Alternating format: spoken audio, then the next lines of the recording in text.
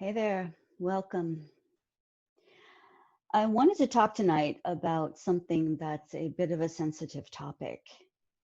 And I'm going to start by saying that you're probably thinking I look a little different than usual. What you're looking at is my bare naked face.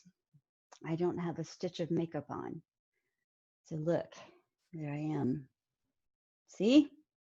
No lipstick, no eyeshadow, no blush, no mascara. Just me.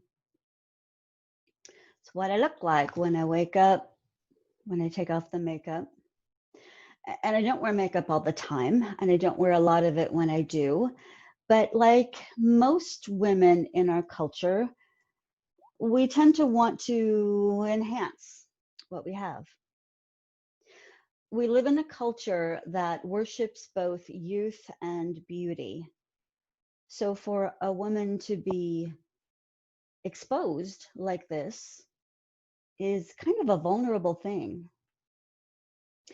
For a woman to get older is a vulnerable thing. So I'm 58 and a half.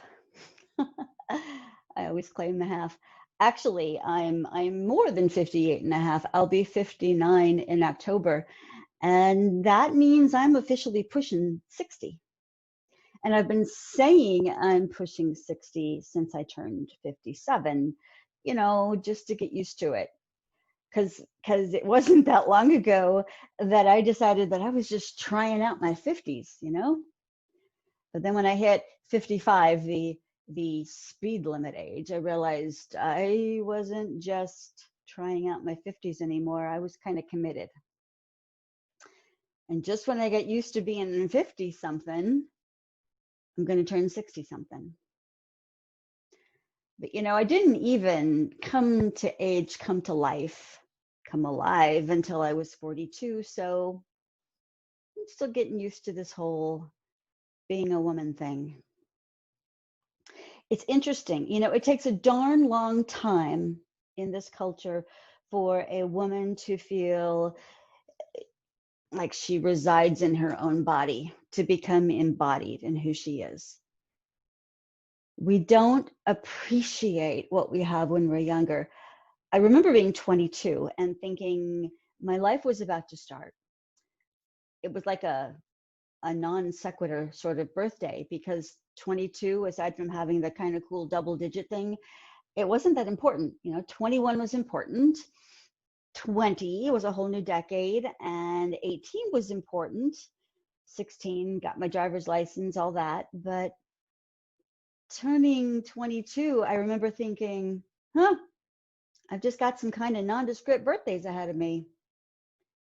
And then I got married at 24, and I had my first baby at 25.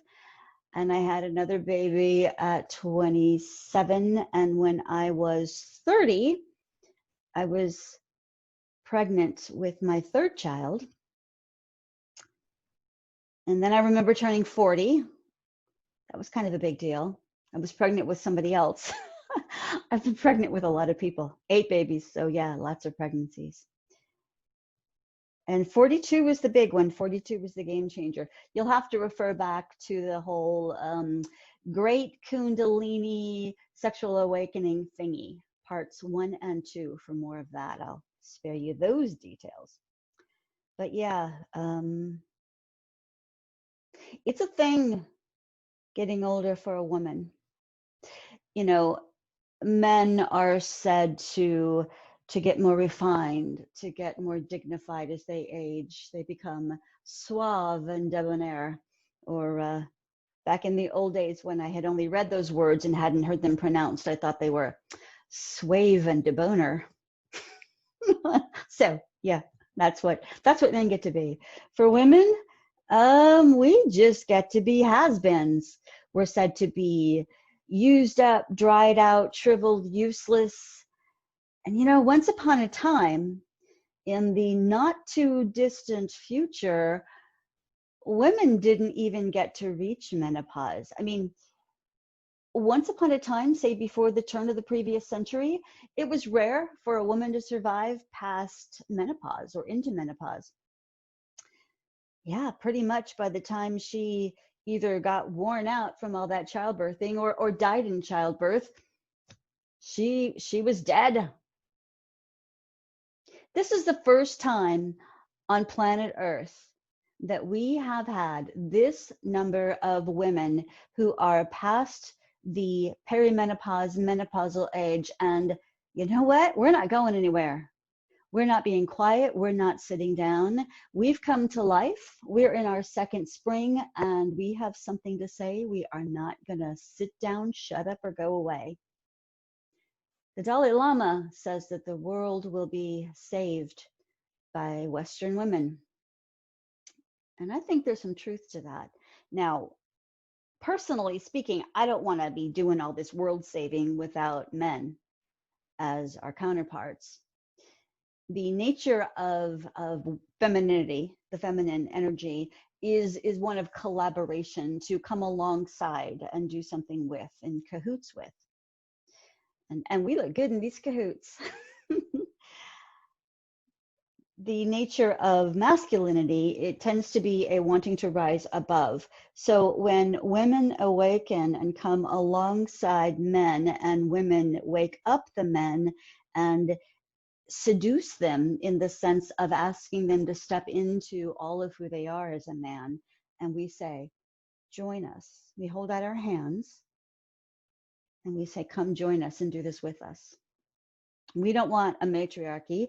We don't want a top-down anything. We don't want competition. We want cooperative collaboration. So that's what we want as women. But it wasn't always this way. Once upon a time, and throughout most of human history, women were good for one thing only: to breed. And I've proven I'm a pretty damn good breeder. I bred 8 babies and I fed them for 18 years. Accumulative, not like each kid. Yeah. So I know how to give that maternal earth mother energy toward individuals, toward the planet. I do that. I want to do that. That's part of who I am and why I'm here. But once upon a time, women were used for breeding purposes, for sexual pleasure, for procreation. And when we reached a certain age and we were no longer viable, when we could no longer produce the offspring, and the men were still viable, we women would be cast out, cut off, whether it was banished outside of the camp, whether it was sent out into the desert, sometimes with, sometimes without her progeny, or whether she was put on an ice floe and sent out to her death. She was vulnerable. She was alone. We women have come by our insecurities honestly. A friend of mine once told me years ago that all women have both breasts and insecurities, and the only difference is the size of each. We've come by our insecurities quite honestly. Things are different now, better now. And though you're going to hear me roar, don't confuse me with a feminist. I'm not a feminist. I do recognize that feminism was a necessary course correction, especially with first wave feminism. So we had the suffragettes at the turn of the previous century, and that was required. Women's rights are an absolutely valid and required change that needed to happen in the world, in this country. Women's rights to vote, women's rights for equal status, women's rights to be able to work when we choose to, all of these things, just having equal value. I see equality with difference. I'm not one of these people who wants to push for some sort of androgynous blurring of the sexual lines. There are many aspects of femininity and masculinity that I treasure and admire and embrace fully. The subsequent waves of feminism, particularly with the third and now the fourth wave. I'm not a fan. I'm just not. What I've seen in recent years is that it's been open season on male bashing, and that's something I don't want a part of.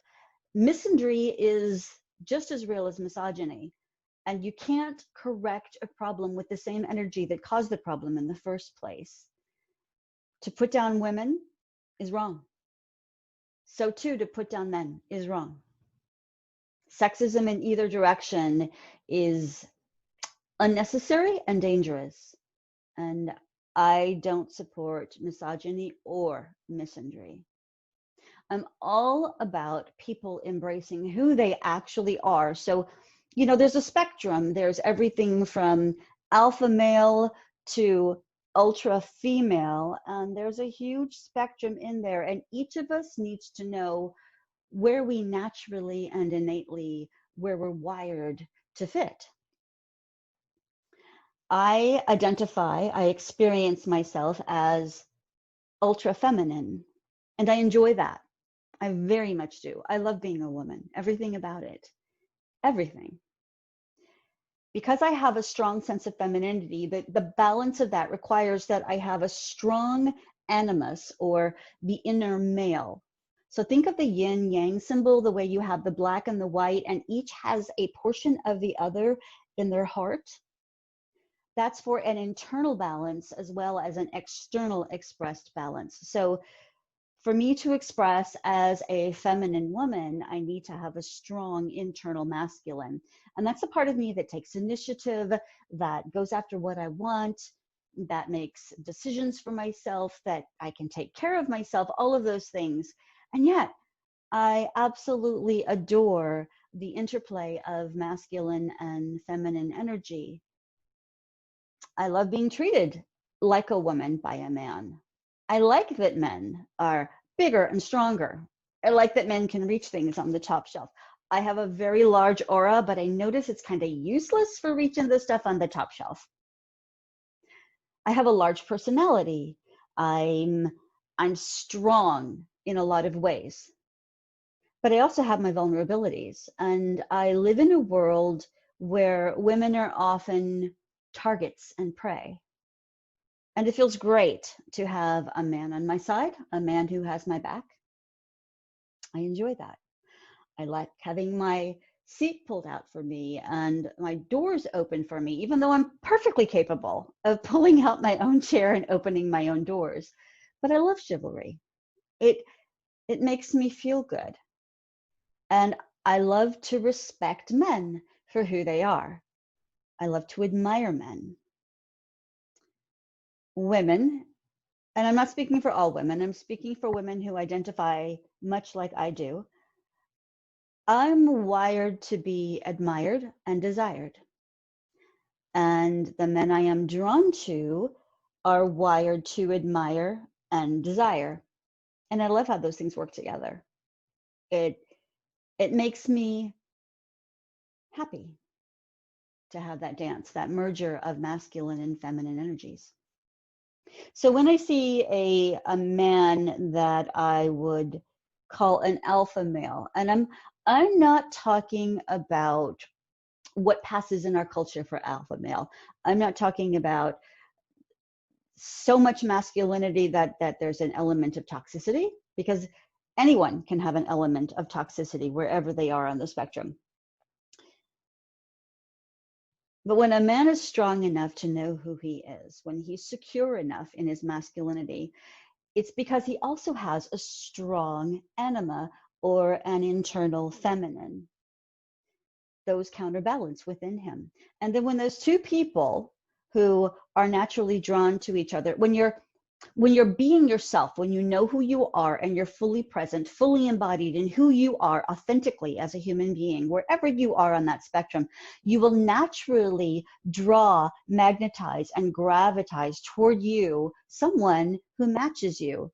But if you're in a persona, if you're putting on an act, if you're trying to be something you're not because you think you should be that way, or you want to be that way, or you just don't know who you are, and you're trying on different roles, you will attract whatever matches that persona. And then if you grow, and if the person who was attracted to your persona because of their persona, they grow, then you've got two people who outgrow each other. But if you dare to be yourself, you're going to attract that which most matches you. And that's when life gets good. That's when it gets good. So it is really all about being real. I mean, we're kind of coming full circle back to that thing with my naked face. Oh, and no jewelry, no bracelet, no earrings, just earbuds. So I've got my naked face in all its glory. I've got circles under my eyes. I've got wrinkles, laugh lines around my eyes. I've got lines around my mouth. I've got skin that is not perfectly even colored all over. I've got, you know, the gray hairs, the bling at my temples. The rest of this is natural. I quit dyeing my hair 3 years ago because I figured it would be better to be gray than bald. So this is me. This is just me. It troubles me when we humans, we women in particular, because I can speak for women better than for men because, you know, I'm in a female earth suit. Well, when we women feel so insecure about who we are, about how we present, about whether or not we will be found to be attractive, desirable, wanted, that we feel the need to either put on so much makeup that it's a mask, or we resort to endless Botox injections or plastic surgery on our faces to try to recapture our missing youth, or we use filters on our photos on Facebook. I mean, women, if you think you're fooling anybody, when your face looks blurry and soft and fuzzy, be yourself. Show your face. Show up as you are, for yourself, for others. Dare to be you. Take a risk. It's not so bad. It's not so hard. And then when someone looks you right in the eye, when they see you as you are, and you see a person looking back at you in all of their naked glory, and they accept you as you are, and you can accept them where they, I mean, that's intimacy. That's beautiful. So yeah, it's fun. It's fun to get dressed up. I love to do that. It's a lot of fun to enhance features with makeup. I enjoy that. I've been in the theater. I've done all kinds of work on stage. I get in front of people. I've done public speaking. I want to look my best. I do a really good job of taking care of the body that I'm in. I enjoy being in a body. I enjoy taking care of it. I enjoy enhancing it. I've had plastic surgery. I had 8 babies. And if you're going to nurse 8 babies for a total of 18 years, you're gonna lose all of your breast tissue. So, I mean, when I was nursing, I was huge, huge. And back in the early years when I was a teenager, I was well endowed. I got teased for that. I was known for that. I was the good little Christian girl with the double D's, and all of the boys would line the heater air conditioning unit at the end of the hallway, and they'd wait for me to walk by, and they would start singing Brick House to me. In fact, when I graduated from high school, the entire male side, we had the guys on one side of the stage and the females on the other. And when I crossed the stage, I had just received my diploma and I had to pass in front of the boys, the guys, to get back to my seat. They practiced this. They stood up en masse and started singing Brick House to me. I kind of wish I'd had the presence of mind back then, the confidence back then to enjoy that, to even revel in that. They didn't mean me harm, and they were doing it for each other more than they were doing it for me. But at the time, it stung. It really stung. Shortly after that, I gained a bit of weight. I'm 5'1.5", and I claim that half. And about that time, toward the end of my senior year and going into my first year of college, I did a lot of comfort eating. So I got up to about 160 pounds. Now, right now, I don't get on the scale often, but I'm under 100 pounds. So 160, I mean, I only weighed 120 during all of my pregnancies. So 160, that was, yeah, it was probably clinically obese according to the body mass index charts. And I knew I was miserable. I was unhappy. I blamed all of my depression, my frustrations, my sadness on being overweight. I had a mother who would diet, and when her weight was low, she was happy. When her weight was high, she was unhappy. And I had a father who was an Army JAG officer who was hyper disciplined, and he would decide 5 pounds is coming off, and the 5 pounds would be off by the end of the day. And I learned early on that I got a lot of kudos, a lot of attention from him when I showed discipline, whether it was to forego eating sweets or to start doing sit-ups or when I started running at age 15. I got compliments from him. It was all about striving and perfectionism. And of course, getting good grades. I was expected to get all A's, and I did for the most part because I was capable of that. But God, striving. So when I was 18 and in my first year of college, living at home and commuting to college, I remember deciding that I wasn't going to be the good girl anymore. I was the type A, firstborn of firstborns, and I had been a very obedient child.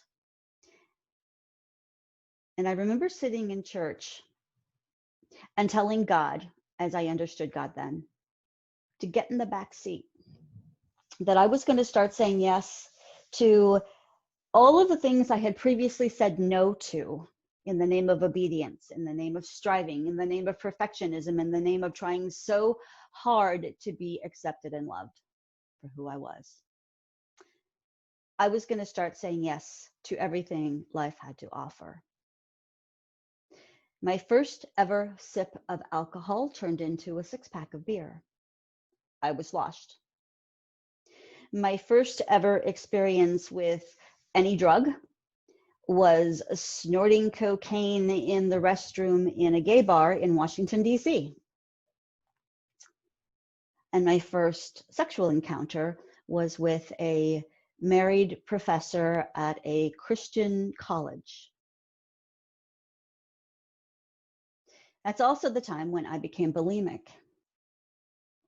I remembered thinking that I was going to lose some weight, but I was going to do it my way. And I thought I was anorexic and I was doing it wrong because bulimia wasn't even a word then. It wasn't a diagnosis in the DSM. It was me doing anorexia wrong. I went to a doctor, and this was right before my first short-lived affair.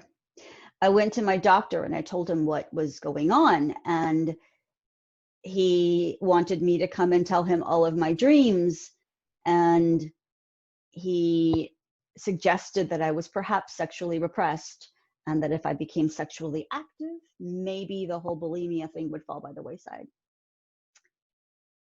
And it didn't. It didn't. I was a little lost girl looking for love in all the wrong places and not finding it. Not finding it. And I remember as I lost the weight rapidly, which is what happens when you're basically starving yourself and over exercising, when the weight melted off of me, all of a sudden, all of the boys and men at college who had previously ignored me. I had been wholly invisible to them. All of a sudden, they were on to me. I discovered this intoxicating feeling of power, of feeling attractive for the first time in my life. But I disdained them because I knew I was still me. I was still me on the inside. And if they hadn't seen me before, if they didn't appreciate what was inside me as well as what was on the outside of me, I wanted nothing to do with them. So you could say I used them the way that they used me. And it was a very sad, hollow, desperate chapter of my life. I got married to save myself. And the second I got married, I turned frigid. I had not had a libido with the men that I knew before my husband.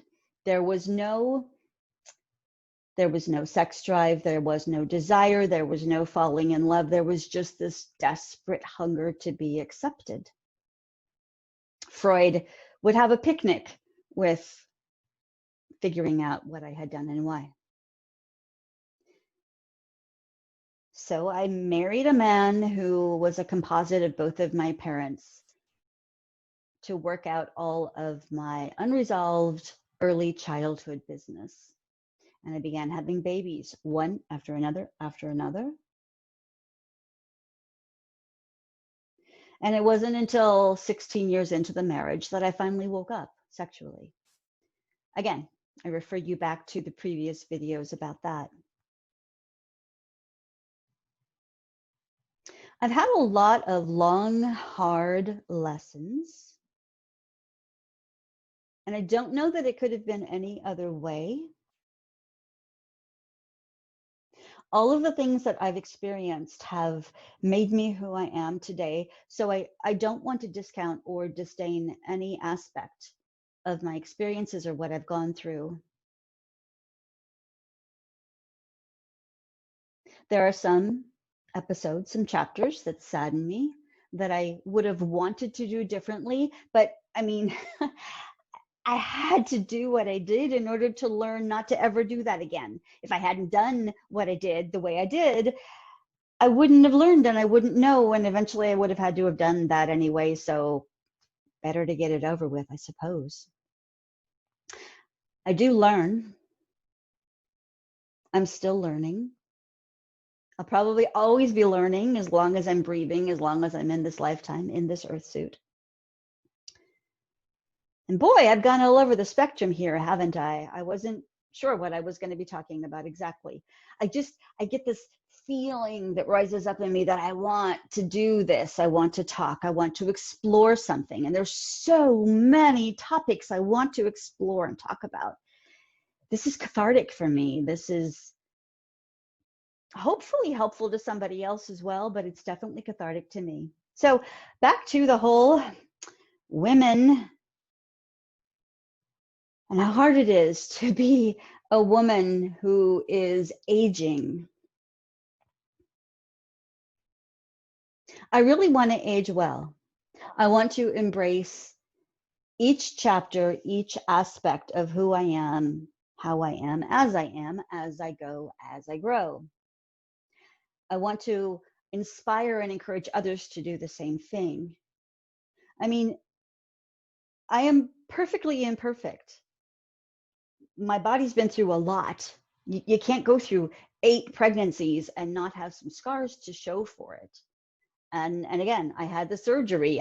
I had my breast given back to me. I had a cut from here to here and here to here and excess skin removed because if you're going to have a baby at 45, yeah, you don't bounce back quite like you did at 25. And I just wanted my body back. So I got it back. I did. It's called a mommy makeover. And one of the better decisions I made for myself back in 2011. I would definitely do it again. Although, dear God, being cut from here to here and here to here, you don't even want to know. I was hunched over like a human apostrophe for such a long time. I could not stand erect. These muscles would not allow me to expand. And I looked okay before I had the surgery. I was unafraid to be naked, to wear a bikini, all of that. But I really wanted my body back, the parts of me that felt like me. And that's, I think that's the hard part about aging, when you look in the mirror and you expect to see your face looking the way you've seen it since you were a child. And I'm one of those people who has kind of looked the same throughout my life. If you look at a picture of me at age 5, it's like, oh yeah, that's Dina. And I've looked like me all the way through. And when I look at my face in the mirror, I like to see me looking back through my eyes, but not just the shell of me, though I love having a body. I really do. But I also like to see me looking through my eyes back at me. It's a pretty cool thing to eye gaze with yourself. It's, talk about vulnerable, to look yourself in the eye and say, I love you. I dare you to do it. I dare you, as soon as this video is over, to go look yourself in the mirror, in the eye, and tell yourself you love yourself. That's going to be the exercise that I impart to you here at what's becoming the end of this video, because I think I have meandered on long enough. I think I said all that I wanted to say, hopefully all that I needed to say. I'll probably think of things that I wanted to say once I stop this, but I just wanted to do this. I wanted to take my naked face and vulnerably stick it out in front of all of you and let you see me. Maybe I'll get some comments about, yeah, she should wear makeup, or maybe she should hide her face, or I don't know. I don't know what anyone's going to say to me, but this is me. Here I am. Ta-da. Love me or leave me, take me or lose me. What you see is what you got. I hope you can fall in love with yourself just a little bit. I hope you can look in the mirror and appreciate what you see. You can even try the whole take off all your clothes and stand there and look at each body part and accept it and thank it and love it, because we're all perfectly imperfect. We're all human. Glorious messes, one and all. Thank you for beholding me. I appreciate that. Love yourself. Bye-bye.